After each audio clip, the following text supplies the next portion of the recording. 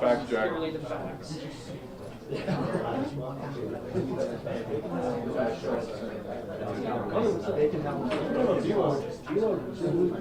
anyone use these? Do you want to use one of these? Might as well.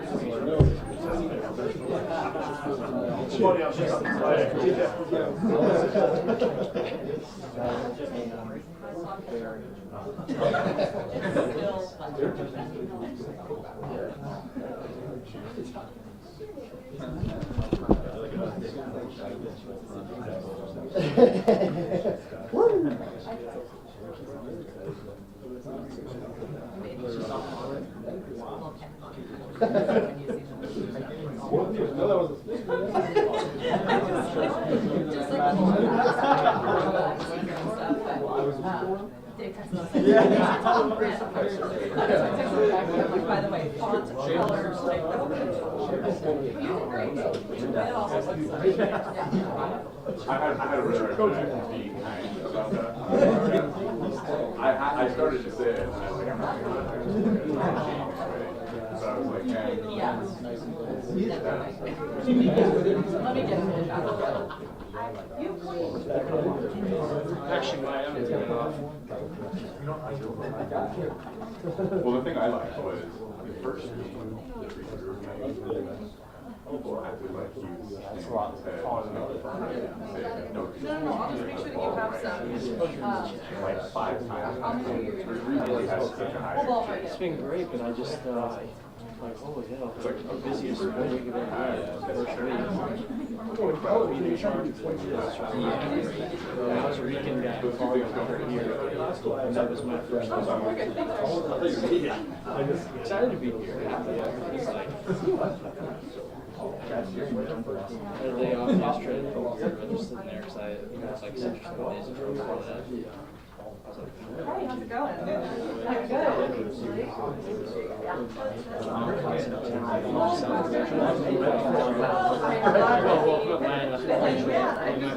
I'm Spokane. It's like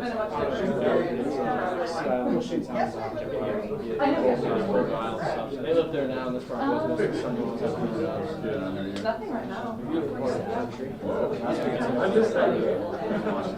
We're exactly the same.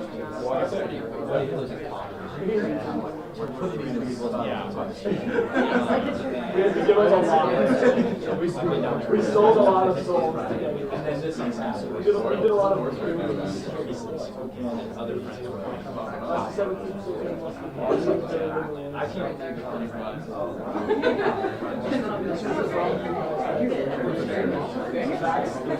I see a lot of folks like that, which kind of makes sense, because like, at least he told me like,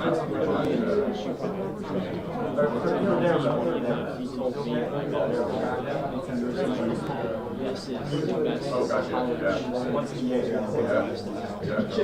He's from the Northwest. That's what I always thought.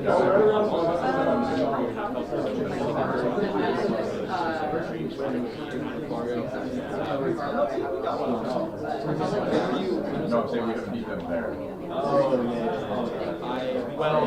Oh yeah.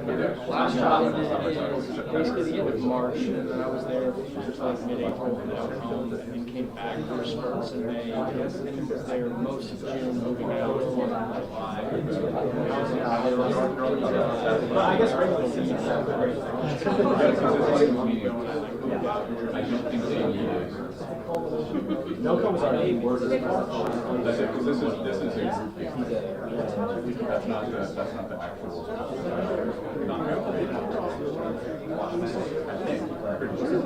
He may have. Yeah, I thought so. Yeah, I don't think so. It sounds kind of like the name We're not worried about ours. Oh my God. That's my station. That's where we're Funny, we've already beaten two. So he must have came very he must have showed up. Well,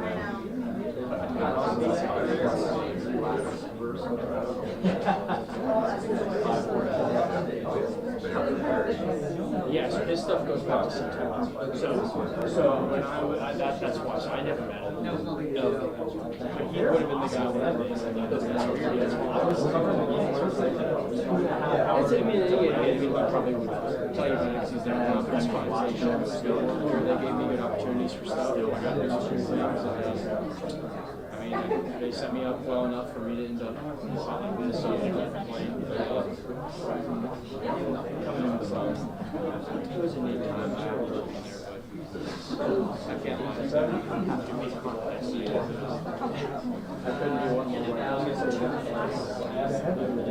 To me, it was like doing live shows. There was a top 10 there was like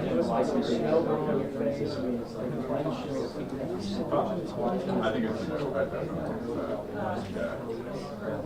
Because usually the first games of the NCAA season, especially in college, they hire themselves. Oh, good. Fine, exactly. It's early, so you're yeah, everything's on fire. Yeah, I was talking to just after he was talking about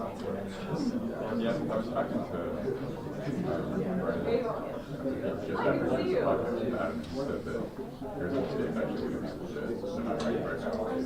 There won't be surprised by that. I was looking at your roster and the baseball side. Once they put it together, she just has to. Oh, there you go.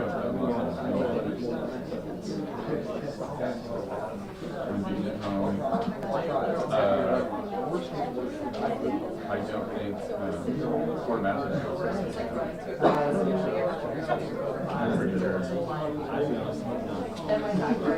I wasn't even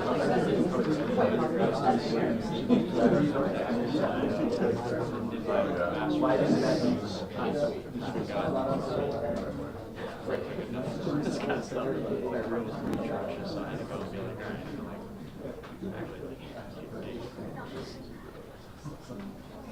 All right, well, we're going to get started here in just a couple seconds. Everyone wants to find a seat.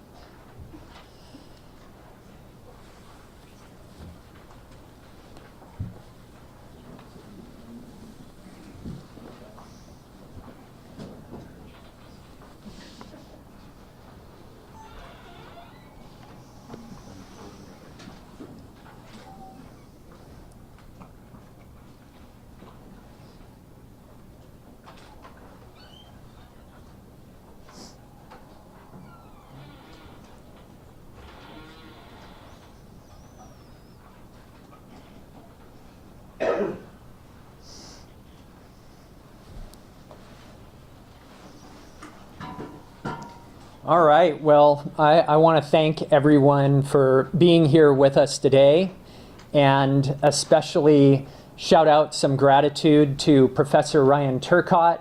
Where are you? All right. Thank you. Yeah, Professor Turcotte and the Gonzaga University Sport Management Program for hosting us here today at Junt. Perfect place for us to be, winning environment here at Gonzaga University. So thank you for that. I also want to recognize in the back our USL Spokane co-owner Ryan Harnito is here. Ryan, if you want to give a wave. And Ryan, of course, is available for questions, conversation, interviews following our formal press conference here today. So what is it about Spokane and Cinderellas? Huh? I think we've got another Cinderella story here for Spokane. I don't know if it's something in the air. We think there's something in the water with Spokane Velocity FC playing for a championship this Sunday against the number 1 seed Union Omaha. It's going to be fantastic. We invite all of you, we invite all of Spokane to come down to Flat Stick Pub downtown. We're going to have a watch party. We've had a couple watch parties in the playoffs. It's an incredible environment with chants and energy and good food and good friends. So come on down. If you can't make it to Flat Stick, The match will be broadcast locally on KSKN TV and also nationally streaming on CBS Golazo Network. So plenty of ways to check out this final. So in a moment, we'll have head coach Leigh Veidman join us. And after that, we'll have some of our incredible athletes come on up here and take some of your questions. But before we do that, I just wanted to share a few facts. This has been an extraordinary season. It's been a season of firsts for Spokane and professional soccer. Your Velocity FC are the first expansion club to ever win a playoff game in League One within the current league format. And so therefore we're the first expansion team to also ever make the final of League One.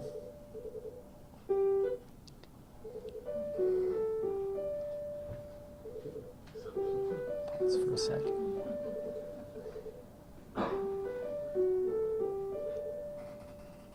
Somebody's calling.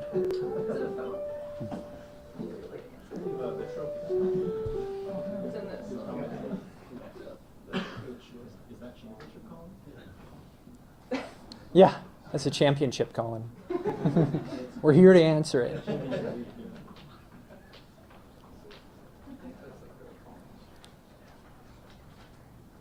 All right, thanks, Ryan. So yeah, first expansion club to make a run like this, first playoff win, first expansion club in the league final. We're also the lowest seed in League One to ever win a playoff game and, of course, be in the final, which makes this bracket-busting run that Velocity has had produce the biggest upsets that League One has ever seen. And, of course, I've got to note that for the coaches and the players and the staff, we've never doubted the success that this first-year team could have. So for us, not such upsets, but nonetheless, a historic run here for Velocity through the playoffs. And finally, we couldn't have had this kind of success without the support of our city of Spokane. We're so grateful for how the city and our fans have showed up for us this season, time and time again, through the big wins, through some of the lulls in the season. The fans have been there and showed up, and we're just so grateful for that. And as a result, just very proud that we can say that we lead the league in season ticket sales, we lead the league in partnership sales, and we finished number 3 in attendance in the league, and is actually quite close, mere 500 fans on average shy of the team who led in attendance. So we feel like we can turn that around next year with this kind of success. Let's pack one Spokane Stadium. And hopefully Spokane will come out, and we're looking to sell out every match next year. But couldn't have done it without Spokane, and just really, really grateful for this inaugural season. So with that, I want to welcome up head coach Leigh Veidman. I think by now y'all know that our head coach is originally from Liverpool, England, and Coach is finding himself in the final for the second straight season. Last year, an assistant coach with Charleston who played in the final of the USL Championship League. So, Leigh, come on up and we'll take some questions.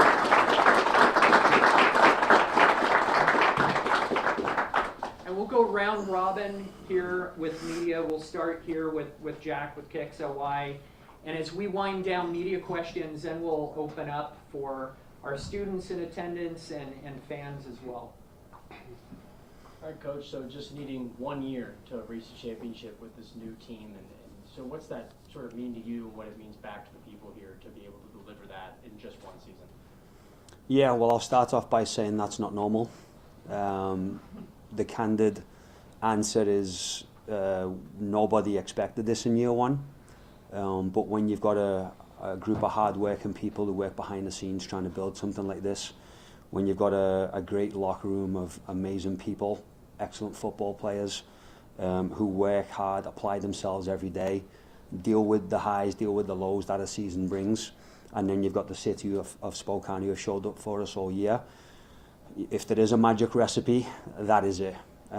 So the successes that we've had this year are really down to those things, and nobody expected it, but you know, we had the right formula in place to achieve something to at least get to the playoffs. And then when you get into the playoffs, it's a very different season. And then it's about who can put it together there. So, yeah, it's been phenomenal. So how do you keep that momentum up against the top team in the standings? Listen, we've beat 2 of the 3 better teams in the league. The team is flying high in confidence right now, and there's no reason why we can't go out there and get the job done on Sunday. You talked about right before the last game of the regular season, how as long as you get to the playoffs, anything can happen. We obviously saw that. You want to just talk about the switch from maybe those last couple of games of the regular season to what you're seeing during the playoffs? Yeah, I keep hearing the reference of we didn't win a game in our last 7. I want to correct that reference. We lost 5 and we drew 2. Those 2 draws were huge. So I want to make sure that we correct that reference that was put out there. And many of those games that we did lose, we had many good performances in those games. We didn't get the result. The players feel those performances. They feel the result heavily, but they feel the performances and we're like, hey, we played good, we played decent. And that momentum just kind of built up, and then we get to that Knoxville game at the end of the season, and against probably close to the end of the season, Knoxville was statistically the best defensive team in professional football in the USA. We didn't get the goal, we didn't get the final touch, but we dominated them, and the boys took a lot of confidence from that, as they should. So going into the Colorado game, we played them the week before Knoxville, and we went out there, played excellently against Colorado. We had 1 lapse and they punished us, and that's what good teams do. But we learned our lesson from that game, and there was a couple of things that we needed to improve ourselves to put the final touch on our game. And we go out to Colorado and we put together an almost perfect game plan. You've played this Union Omaha team. Listen, I think, again, it's a different season. It's a different game. It's a different feel. The build-up to the game is different. So it just brings a different feel. You know, I think we're 50-50 right now. I think we beat them twice. They beat us twice. So we'll see who comes out on top on Sunday. It's been almost a year since you talked to me for the first time about the importance of developing an identity and needing time to do that for this club that's just started its first year in USL League One. So the club is still just an infant, not quite a toddler even. How would you characterize the identity of the team, though, at this moment? Yeah, I put it into a couple of different buckets. It's who we are as a club, and I think we're in a really good place with that. We're always learning and growing every day. We've got great people here. We've got people doing excellent work here. And I think the successes that you see on the field, and people don't realize this, is most of anything that happens in a club in some way, shape or form trickles down to the players. And that can affect their performance both positively and negatively. So the first pointer is that what has been done in the background here has been incredible. It's been a massive assist, for lack of better words, to allow the guys to just go on the pitch and do what they need to do, which is just play football. The culture of the locker room and the team, I mean, our leadership group, the players that we brought in intentionally were brought in because they are good people, but they also fit how we want to play football. So the culture in that locker room and riding the waves of the season it's incredible. It's incredible. And then, of course, you know, getting through the season and trying to build that identity. There's been some little tweaks along the way, but in terms of how we play, regardless of the formation, the idea of football doesn't really change. The formation is really just a tool to assist with that. So we've tweaked the formation a little bit, but the identity has always stayed pretty true. So do we have an identity? Yes, we do. We still need to develop it. I mean, I'm talking with the boys this morning about things that we need to fix from the Madison game, and they're all giving me the eye roll, but we still need to improve on that identity, and that's what's going to help us win these types of games. So super happy with where it's at. It's got us to where we are right now, and we go into this game staying true to who we are. Back to back to back clean sheets. I just want to put that in neon lights against the best 3 of the best 5 teams in USL League One, starting with 1 Knox, then Northern Colorado, and then most recently Madison. What can be replicated against Omaha? It's the same. I mean, we were an incredibly compact team. There was moments where we were defending a little lower or longer than we'd like, but that's just a game of football sometimes, especially in these higher pressure games. And you've just got to stay true and tight and compact as a group and fight and work together and run for each other. And that's what we showed in the last couple of games, more so in the Madison game than we did the Colorado. A little later in the Colorado game, we were under pressure. I thought we dominated most of that, but the Madison game was a little bit more pressure defensively, and we stood true to it. So we know what we need to do. Madison played very similar style to Omaha, so we've almost got a 120-minute training match there against what we're going to face versus Omaha. But of course, they've got slightly different players and slightly different rotations in their attack. So once we dial in on that, there's no reason why we can't go out there and put in a similar performance to get a clean sheet. I don't think you guys had 3 points on the road since August 7th heading into that Northern Colorado game. How do you just kind of assess the last 2 games on the road, hostile environments, and your guys rising to the occasion? Yeah, again, you've really got to separate the two seasons. You got the regular season and the playoffs, the postseason. Form doesn't really matter when you go into the playoffs. It's one game and you're done. And if you can put together a performance, whether that's a more attacking displaying performance like we showed versus Colorado, but we can't ignore how well we defended and stopped their danger, or a more defensive performance that we showed against Madison, and we showed glimpses of good attacking moments in that game. So 2 very different games in how we approached both and how they turned out. So again, we've got the experience of those two games from a more attacking perspective, a slightly more defensive perspective. And you've always got to look at the game holistically when you play. So we've got them fresh in our mind, and we've got to take those experiences into the game on Sunday. And the last time you saw Omaha on the road, they got you pretty good. What makes it tough to play there, and what makes them kind of, a little bit different than the team you faced here that you were able to beat a couple times? Yeah, they're at home. They're a good team. They're well coached. So you've got to give credit to the opposition and respect them. It's always easier when you're playing at home. I think almost towards the back end of the season there, we had the best home record in the league. It just shows the advantage of that with our fans behind us, and they've got the same advantage too. But we've shown we can go to 2 places, specifically Madison, that is a hostile environment, and get the business done. So we're not worried about it. We know what we need to go and do, and we're just focused on going on out there Sunday and doing that. And just for you, seeing the performance the last 2 games, I mean, is this something that you really saw coming, that you expected from your team heading into the playoffs? 1,000%. Yeah, 1,000%. You could see it building in the last couple of games of the season. You could see it versus Knoxville. You can see how the boys feel, talk, train every single day. I'll reference what I mentioned before. At the start of the season, if you asked me this question, I probably would have said no. But as we started to build this club and this team and this culture, and you start to see this team gel throughout the year and the football that they can play, there's absolutely no reason why this group they were not out of this by any means. So the first job was to get us into playoffs. We got over that hurdle, and then, like we said, once you're in, you can go and do really whatever you want to go and do. So they've put themselves in this position. Fantastic performances to get to this point. We've got one more to get it done, and we can 1,000% go and lift this trophy on Sunday. I had one more for you, Lee. You watched Charleston go up 2-0 in a shootout with Phoenix in the USL Championship Final last year before losing 3-2. Walk me through your emotional and intellectual and coaching perspective during the Madison shootout. I was a lot calmer versus the Madison shootout than I was the Charleston one. Yeah.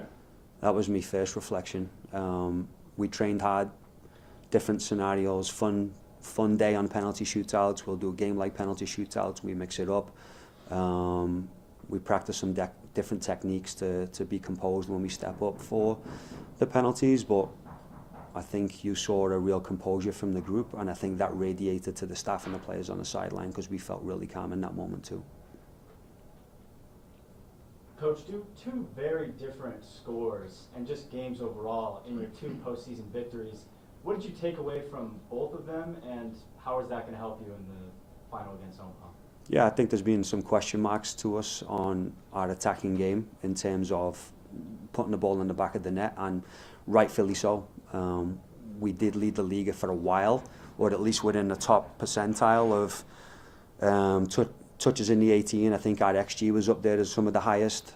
Passes into the 18, passes into the final third. So all the things we need to do to score, we were doing. We were just not getting that final touch. So really what we learned in the Colorado game was if we make that final 8 to 10 yard run and we commit ourselves to get inside the box and get on the end of passes and crosses, etc., we can do the business, and we showed that in that game. Madison was a very different one. You know, when you come off that 5-game stretch where we lost, we conceded a few goals there. But we've shown throughout the season at points that we can defend and we can get clean sheets.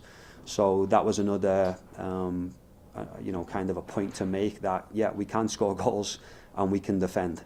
But it's about putting it together at the right time. So I think those 2 games are definitely a reflection of that. And 2 very unexpected, you know, people putting the ball in the back of the net in the last 2 games. Jack Denton in the first game getting his first professional goal, and then Collin Fernandez in the last one nailing the final penalty shot. Who do you think, if anybody, could step up in this game that you may not have an idea of scoring a goal beforehand? Yeah, it's anyone. You don't know how these games are going to go, so it's so difficult to predict.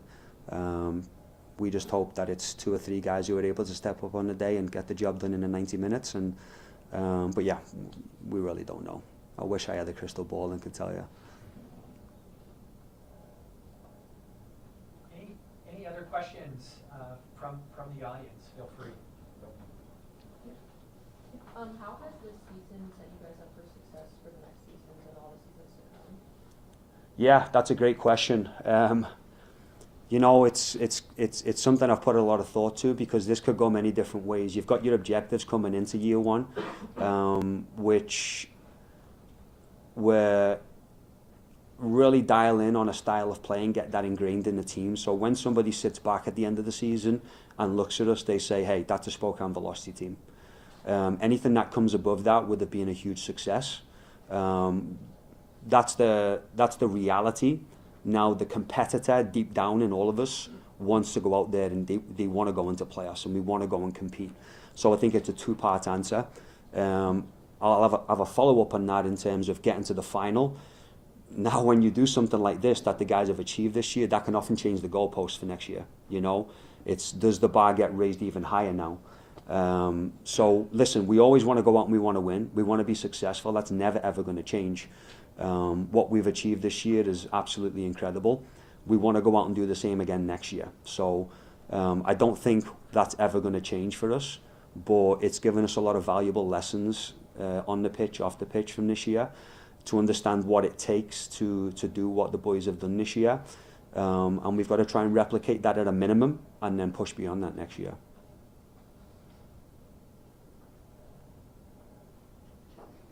Coach, you talked about not just playing to win, but also kind of playing for the fans, playing for the city. How have you kind of married this idea of playing a brand of soccer that's exciting to watch and also one that's winning a lot? Yeah, it's difficult. It's not easy, because as you're building an identity as a club and you're building how you want to play, that comes with communication breakdowns. It comes with sometimes bad performances, bad halves, results down. Sometimes it works the other way around and you're getting results and you have a good run of form. In some ways that's football, but as long as you stay true to who you are and the identity that you want to play, people buy into that. Not just on the players' side, but the fan side. They like a certain style and want to be attached to a certain style, mainly because it's entertaining. So the balance of building the identity and getting results, but also making sure that we play a brand of football that is fun to watch. It's difficult, but it's a fun journey. And I think our numbers that we've just mentioned in terms of the third highest attendance in the league in our first year just shows what the guys are doing on the field to present that brand of football. But it also speaks about the city itself in terms of showing up for us in year one. It's been incredible. Coach, so obviously the finals in the dogfight, you guys played there a month ago. The result wasn't what you guys wanted. What tactically are you guys doing different to deal with their 3 in the back with a double pivot and breaking down their compact defense and working on their attacks at the right side? How long do you have? We are in a slightly different formation than we were last time we went there. Omaha defend in a couple of different ways against opposition setup. So, for example, if a team's in a double pivot, Omaha tend to go with a 5-1-3-1 mid block and then try and press out of there. If the opposition is, if the opposition has got kind of a midfield three, like a 2 and a 1, they'll go 5-1-3-1. If the opposition has just 2 in midfield, and you'll likely see that in more of like a 5-2-3 or a 4-4-2 flat, they'll tend to go 5-2-3 in terms of their defensive structure. But they're aggressive in their pressure. Pressure is their number one principle. They don't necessarily worry about being compact. So there's spaces for us to play through them and around them, and definitely over them when they pressure. But also as a defensive unit, when they get a little lower, they make it super compact and tight and very difficult to play through. But as a team on the ball, they're a team that can play football. They can play through you. They can play around you. They've got guys who are fast who can play over you. They really, really enjoy playing into the half space on the weak side. So there's a couple of different components about them that are a well-rounded team. Listen, they've been building their identity for 2-3 years now, and as you can tell, it's a well dialed in style of play. But listen, it's nothing we haven't faced already. We're not too concerned about what they do. We'll do our homework. We'll set up how we want to stop them doing what they do and the spaces we want to hit them in, and that's what this is about. It's a chess match, right? So we've just got to go out there on the day and execute. Take one more question for Coach Leigh. What does Spokane Velocity's qualification for the USL League One Championship represent for the club, and how has the team's historic run to the final captured the attention of soccer fans nationwide? For us, it's everything. And I've mentioned the people that put in the work behind the scenes. The players always get the limelight on the field, and they work incredibly hard every day to achieve what's happened right now. But none of this happens without the people behind the scenes. None of this happens without the fans. The city has shown up incredibly this year. They've been consistent in their support for us. You see the videos from Flat Stick Pub these past couple of weeks. I mean, seeing those videos after the game, for me personally, I get emotional when I see them. So to see the support that they've shown for us when we're on the road is just incredible. But also that's a reflection of the work that's done behind the scenes, from ownership, from media, ticket sales, merchandise. I mean, I'm probably forgetting a bunch of different departments here, but there's a lot of people that have put a lot of work in to make this happen, and they deserve a lot of credit. And a lot of the reason why we're in this position right now is because of those guys too. And I've said this from day one. You don't do this stuff without being together in everything that you do. And this club, from ownership all the way down to me and everything in between, it's been together from day one, and that's why we've been able to do what we've done here. And I think from the broader perspective on the league itself and what it says is, it's kind of reiterating what I've just said, is if you, listen, we're not perfect. We have a lot of things that we need to fix on the field, front office, systems and processes, etc. But when you've got a group of people who've got a common goal, who are good people, who want to perform well or are good performers and are driven to succeed, when you've got that group of people, it really doesn't matter how good you are at your job. You've just got a group of people who want to work and work hard, have great attitudes, a growth mindset, a humility to be better every single day. When you've got that all the way down from the top to the bottom, and our ownership lead this every single day, this is an example of what you can do. It's not all about the X's and O's. It's not all about the tactics. It plays a part, but you've got to have that in place from top to bottom. So for me, that is the example that this club has set this year. It's the people involved, it's the humility, it's the growth mindset. But of course, you've got to execute within your roles that you've got within the club. And that's where, again, we've done a fantastic job this year, all the way down from ownership to front office, and then, of course, the players on the pitch. All right. Well, thank you, Coach. Thank you.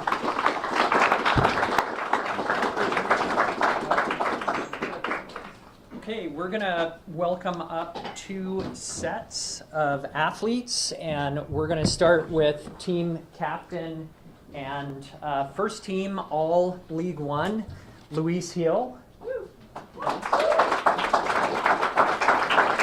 And also our goalkeeper, Brooks Thompson. I think, Brooks, you have about 3 Team of the Week honors under your belt. Been definitely turning it on towards the end of the season here, a big part of the success. So ready for your questions. We'll do it the same way, start with media and then turn out to the audience. All right, so really for both of y'all, just sort of what we were asking Coach too, what's it mean to y'all to step onto this team, be a part of the inaugural team, and lead them already to a championship game? It's really special. I've never been a part of an expansion team, so it's really interesting to see how well the club has handled it. Seeing all the support from the city, like Leigh said, means a lot to me. I'm sure it means a lot to everybody on the team. It's just really special. It's exciting. I mean, it's what you work for all season long, right? You want to be in the championship, but to be a part of an expansion team, it makes it that much more difficult and that much more meaningful at the end of it. I think it's going to be a challenge, obviously, but we've been up for it all season long. We've had a roller coaster of a season, and I think it's just going to be such a battle, and I feel like we have the guys for it. So to be a part of that, it's just going to make it that much more special. How has the mentality kind of shifted as you've gone into the playoffs, I guess, like within the group, within the locker room, sort of how have you all meshed, and what's the different kind of attitude now just being killers in this play? I think it's just a different level of focus. You just got to stay together as a team for 90, 120 minutes, whatever it takes. We've done a really good job of that. There's been moments where we've had really good performances, but there's been small mental lapses. Haven't really had that the last two playoff games. It's good to see. And for me, focus is just a really big part of that. The mentality's changed quite a bit. I've seen it within the players.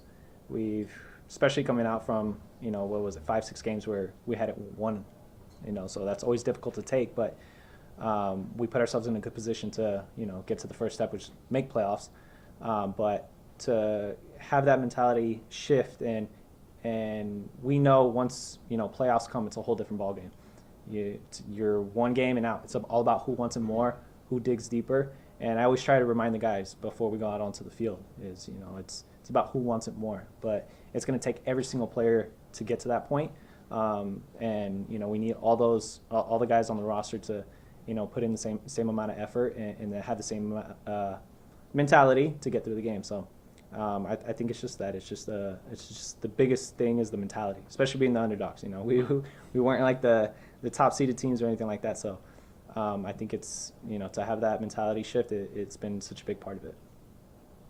Luis, you had the first, playoff goal in history of the club, and then 2 more goals in the next 15 minutes. You think there's something to scoring in bunches there, and kind of how do you hope to, recreate that? Oh, I love that. I loved it. As the game kind of went on, you can feel like the pressure when we were playing Colorado.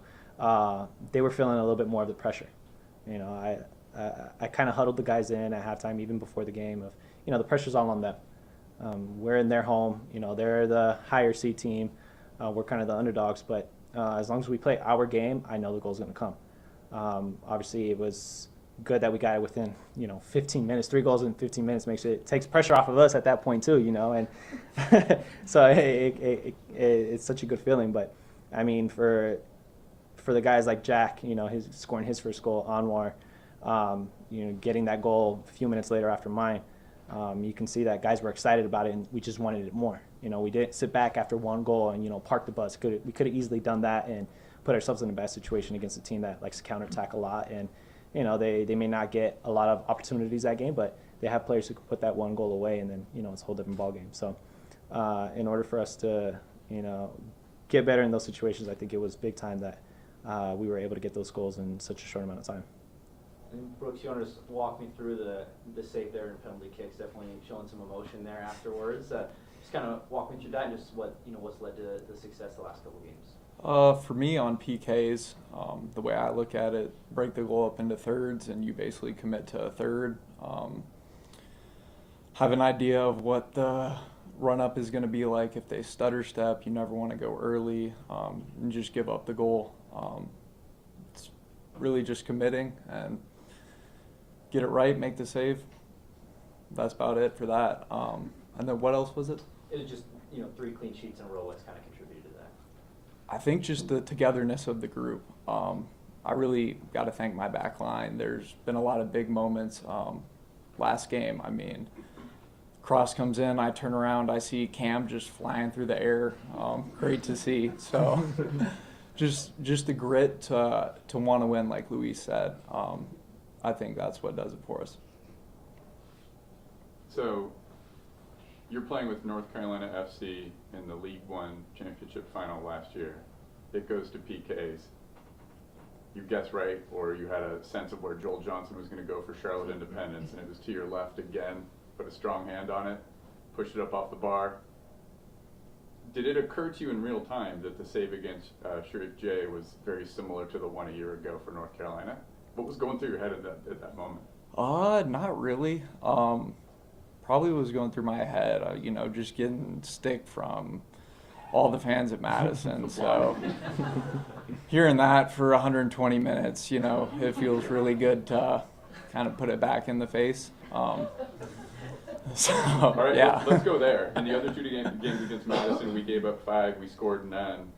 In the game that counted, you had a clean sheet, saved a penalty that meant Velocity would be playing in the final the first year as a club. Walk us through the feelings about Madison after the result.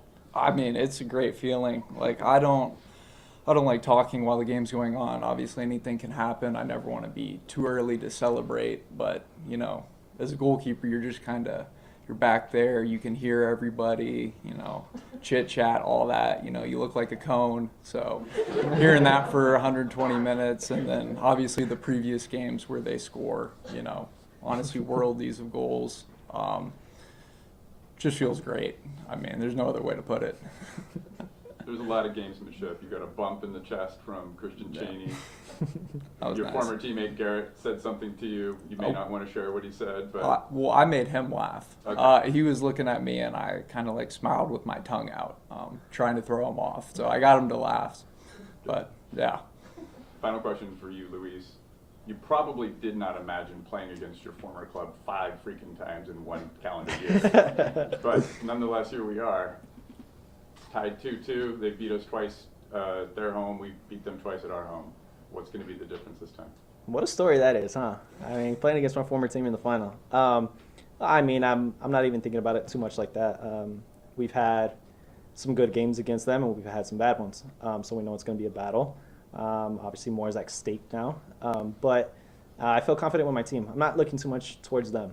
I feel like we've been kind of putting in a certain amount of work that has led us to get to the final, and we just got to keep bringing that momentum. And I'm here to help lead the guys. So I feel like we're in a good spot now, and I just think we need to focus on ourselves and enjoy it at the end of the day. That's a big thing I like to tell them is enjoy our football, because I know when we enjoy it is when we get results.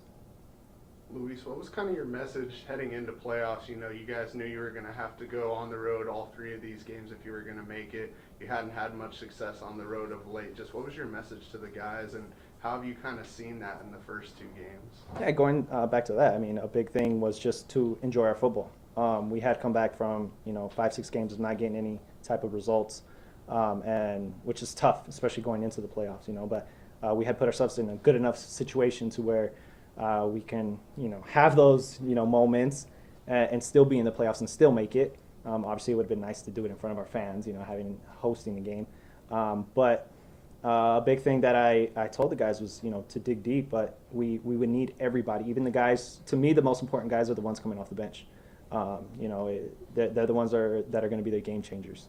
We can be up winning the game, and we have to make some changes, and the guys coming in are the ones who have to be the difference, whether it's making a defensive play, or maybe even put it in the back of the net to make the lead a lot bigger. But it goes back to the Madison game as well. The guys who came in, I think more than half of them took penalties and scored. So that's big time. We need everybody, and everybody plays a certain role on the team, no matter if you start or you come off the bench. So I think that's just the biggest thing for me is to keep reiterating that to the players. And we just got one more game to go, so we got to leave it all out there on the field. And then Brooks, for you, coming in late this year, you take over the starting goalie spot. Just kind of, what would it mean to you to, come into this team? Maybe you didn't know many of these guys before, but to get to this point and, lift the trophy this year, what would that mean to you? It'd be really cool. It's always tough to come into a team halfway through the year, learn a different style of, how we play. But just kind of put my head down, did the work, got the opportunity. Super happy to be on the field with all these guys. I mean, we've got a lot of really good players on the team, and I believe in all of them. I think we can get it done. So yeah. Luis, you came to Union Omaha right after they had won the championship in 2021. I'm curious, did you kind of feel that championship pedigree when you were there with them at first, and do you feel that kind of building in Spokane? Oh, for sure. They definitely had that, that type of feeling being there. They've been a successful club, right? I think they've always made playoffs. They've been in finals quite a couple times, Supporter Shield, twice in a row now. So there's a lot of expectations for them as well. But I mean, the players deal with it really well as well. But I think I'm excited for this. Being an expansion team and being in the finals for the first time. I think that's even more difficult than what they've done. So to me, it's just more of a responsibility that I have as well to help lead this team in this situation. But we got a great group of guys who have my back as well, and who help me, in this process. So I think it's just going to keep growing for this team, and I can see a lot of great things happening. I guess also, you were out for a couple games there towards the end of the season, and I'm just curious if you've noticed kind of a change on the pitch from before you went out to after you went out, and now you guys have gone on this streak here.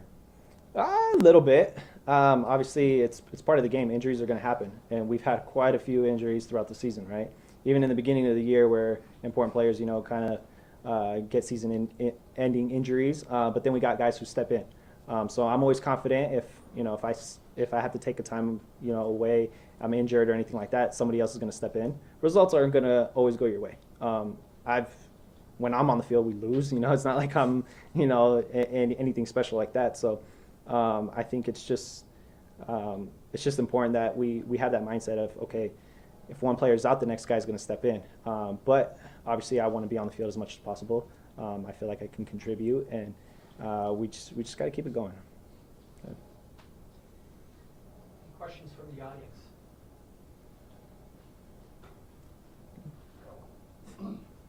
I got a question for Brooks.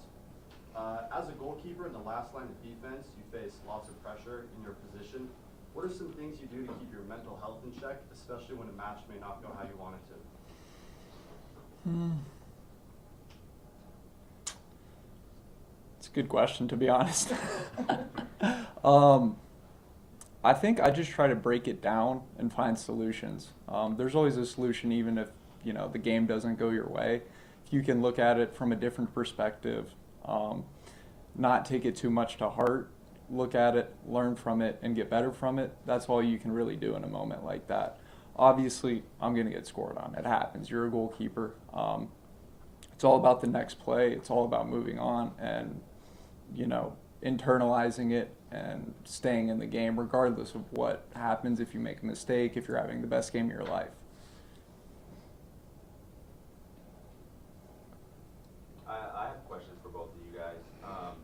Just kind of like looking at your overall career, your success within your career. I know, Brooks, you're just kind of starting your career. You're a little bit younger than some of the other guys on the squad.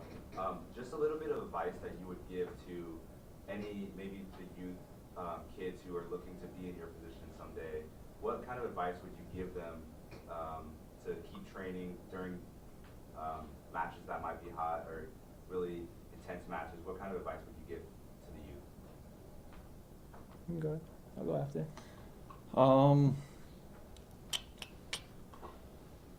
I would say just keep working. Don't get too high, don't get too low. In my career already, there's been a lot of ups. There's also been a lot of downs. You can't get stuck when things aren't going your way. You just got to keep pushing through it, and you got to realize you can't control everything. You just can control what you can control. And if you're putting your best foot forward, doing everything you can, and it's still not going your way, you keep doing it. Eventually, your luck's going to change. I think it's a mentality thing, which is hard to do, especially for young players. I was fortunate that when I started at 16 years old playing professionally, but playing against these 30-year-old guys who are up in my face, telling me, all these bad things, and it's tough, But finding a way to balance that out, because it's in the best interest of the team. A lot of times you got to hold each other accountable, but at the same time, you got to have teammates that help you along the way. It's a lot has to do with it mentally, but to push yourself as well. I think to be able to do that, push yourself when you're doing good things as well. Keep pushing yourself to try and raise that standard. But when things are down, don't get too down on yourself, and just know there's brighter days are going to come. Things will get better because you got to keep trucking along. The season, a lot of times, it's a long season. Anything can happen. Beginning of the season, you may not even be on the coach's radar, not even on the rosters, and then the next thing you know, when it's the most important, you get your opportunity, and you can be a game changer. So always being prepared for that. All right, thank you both. One more quick thing. Happy almost birthday, Luis Gil. Okay. Tomorrow's his birthday. That's good information. All right, so I want to welcome up two of our midfielders. We've got Andre Lewis, who has 4 Team of the Week honors under his belt. I think 1 Player of the Week, right? Yeah. And then we've got Collin Fernandez with us, who has 2 Team of the Week honors. So appreciate you both, and we're ready for questions.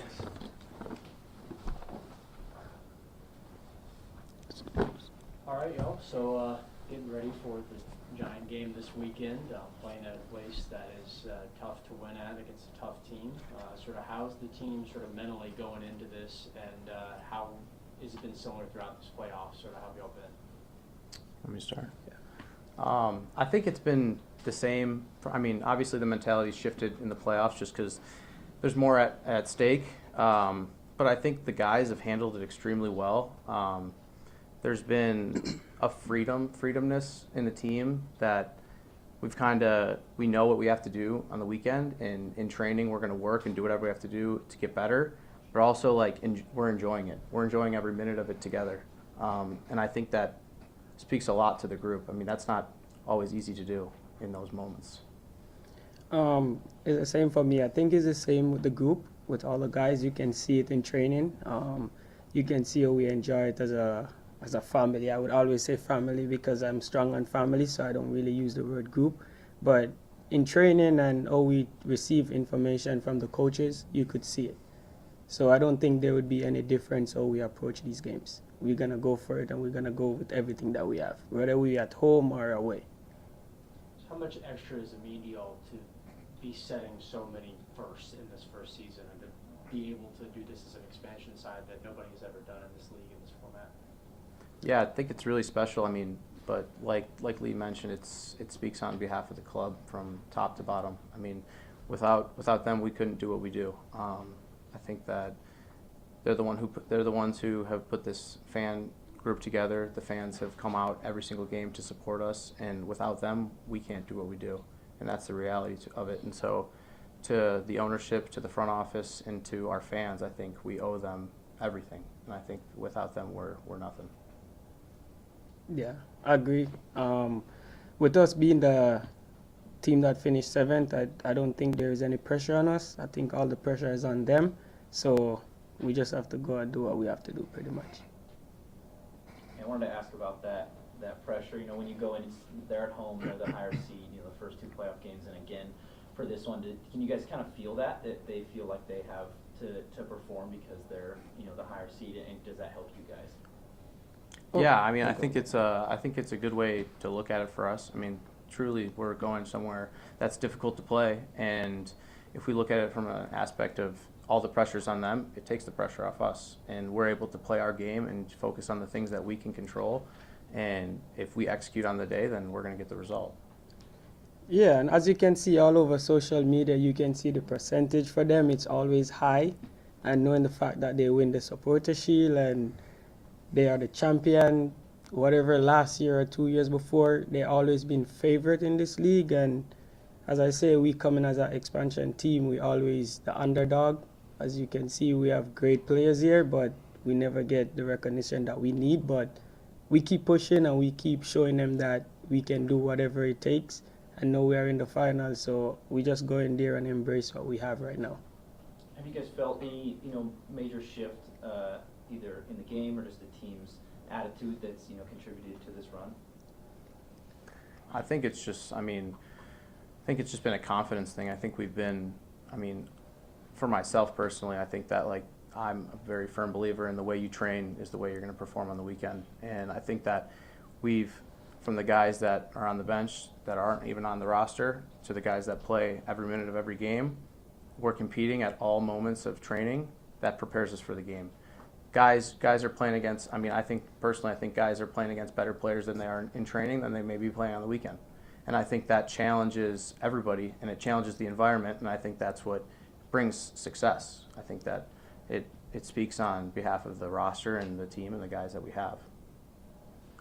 For me, it's a amazing thing for me because I see it in soccer, but I never really see it in my team. The playoff game that we won 3-0 and the last game of the season where we dominate Knoxville, I see the coach make one switch where he switched Ati and he put Swango in. And at one point as a player, I was like, why make that switch? We just had a great game. But then you see the result, man. Swango was amazing. And Jack come in, he's amazing. So I just think it's the bond that we have. Whichever player the coach used, whichever system that we play at this point, we're just going to deliver. Collin, I had to look this up. Velocity are your 10th professional club. I had to also remind myself that you're only 27 years old. So you know what they say, 10th time is a charm. Mm-hmm. What has been different about this professional setting for you?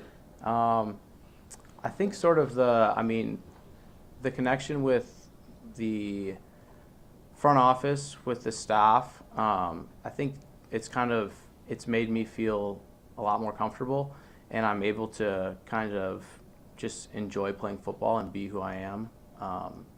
And I think that's I can't thank all these people enough for giving me that. Because to be honest, last year I didn't have that, and this year's been a complete turnaround. So I'm so grateful for them and for giving me this opportunity to be here and play for this city. And playing a championship, you can't ask for much more. I have a couple penalty-related questions here. Collin, how do you feel about Christian Chaney first chest bumping our friend Brooks over here, and then patting you on the back on the way to take the fifth and decisive penalty against Madison on Saturday? You did not seem to move, and I know you've got a little bit of a temper. You did not seem to react. That's very nice to say it that way. No, obviously, don't touch my main man, Brooks. I don't like that, first of all. But to be honest, I was expecting him to say something to me, and he did. And I liked it. I enjoy that. It's part of the game.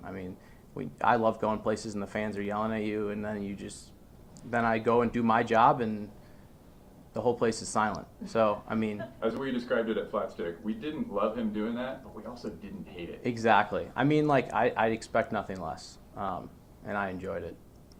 Okay. All right, Andre, for you. You celebrated your penalty kick the same way you celebrated your game winner against Ballard in the Open Cup. Are you actually crazy, or does something about confronting opposing fans just get you extra motivated?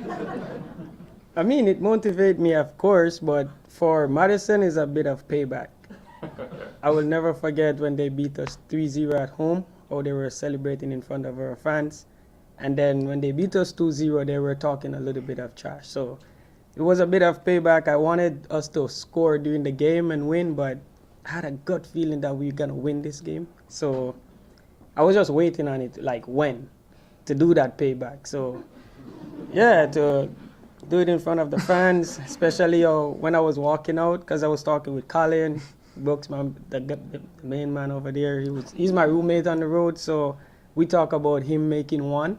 And I was like, once you make, I'm going to make. I was talking to Collin, it's going to come down to you. So I know at the moment I'm going to score. I was just waiting to do that payback, to be fair.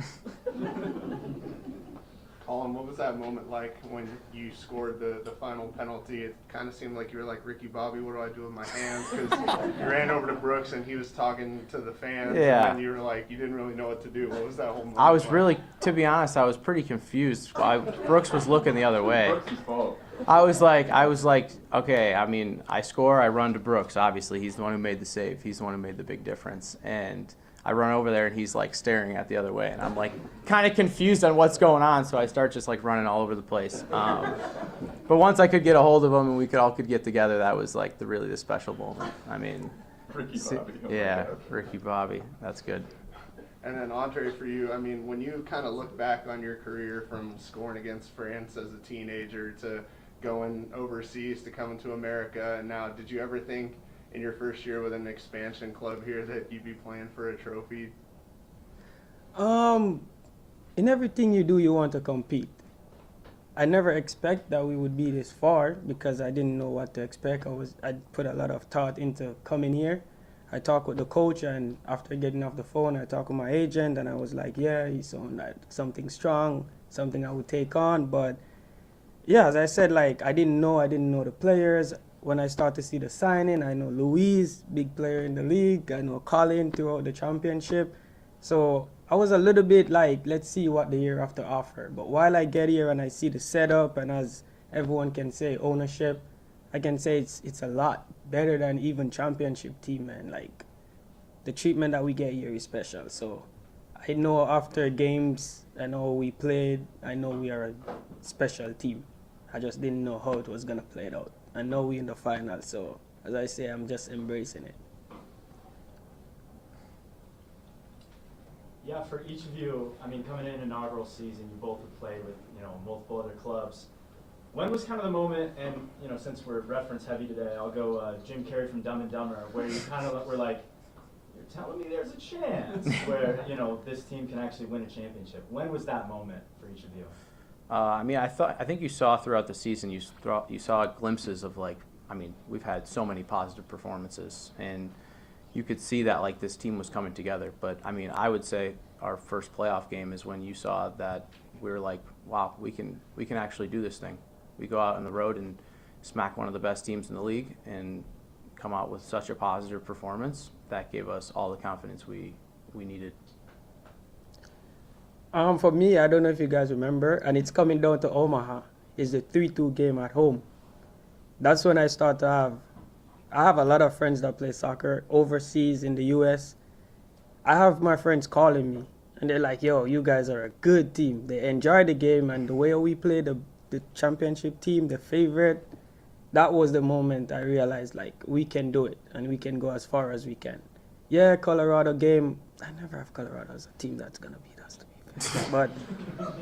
But Omaha, that 3-2 game here, and then we beat them 2-0, yeah, that's the game I start to think, like, yeah, we can put something together here. And also two different play styles between both of you. Both in the midfield, Andre, very explosive playmaker, Collin, very savvy, technical. How have you guys complemented each other throughout this season on the pitch? For me, I just say, Collin, win the ball and give it to me. That's the reality. No, honestly, I mean, I think when I look at my job on the field, I try to make my job is to make the other people's job on the field as easy as possible. I think that if I can win the ball and give it to Dre and let Dre run with it and go forward, then I've done my job. I think that's why we have attacking players, that's why we have defenders, and I mean, I consider myself one of the more defensive players on the team. And if I can win the ball, give it to the attackers, and let them go score, all glory to them. Let them go celebrate and have all the joy. Yeah, I agree. I just say, Collin, look for me, look forward. And my main job is to look for Luis. That's our main guy, and that's it for me pretty much. Collin, penalty kicks came down to you. Kind of what was your thought process going up, like about to shoot the goal, like, big moment, obviously. What was going through your head at that moment? To be honest, we've been training penalty kicks for the past 3 weeks, and I just relied on that. I said, I had in my mind what I was going to do, and I stuck with that, and I knew that if I did that, I could execute and we could come out on top. So I really relied on that and the training that we had. got time for one more question. Benji, really? Believe it or not. All right. There's some players who couldn't make it this far into the season because of injury. Pierre, Morgan, Roman, Grayson, Mikey, etc. Any words for the players that were a key part of this club in their first year, especially early on in the season, that couldn't be playing with the team right now? Any words for them? I mean, those guys are still part of our team. It's when you're injured, it's harder than when you're playing. It always is. So for those guys to mentally be through this and always supporting us and getting it through themselves, like to do their work and just try to get back on the field as soon as possible, is a testament to them as people and also as teammates. I mean, without them and their support, we couldn't do what we do. It's true. I mean, it's not like these things happen, and it always happens in sports, but you have to have good people in the team, in the locker room, and those guys are great guys, and they support us every day. For me, I suffer a major injury. I know Raman, we're really close. We talk on the phone a lot. But my main thing, going through injury, I just like to hear my teammates saying, we need you. And that's pretty much what I try to do when I see the guys. I would talk to Pierre, I would be like, yo, we need you. Especially when we lose a game, I like, we need you to come back. I talk to Raman, it's the same thing. But towards the end of the season, I know it's up to the coaching staff, so I can't dwell more on that more than I just try to tell them, we need you. Just to see where they're at or what they would think, like, do you think we belong in the team? So it keep their spirit going and hopefully to take their rehab serious and come back as soon as possible. All right, thank you both.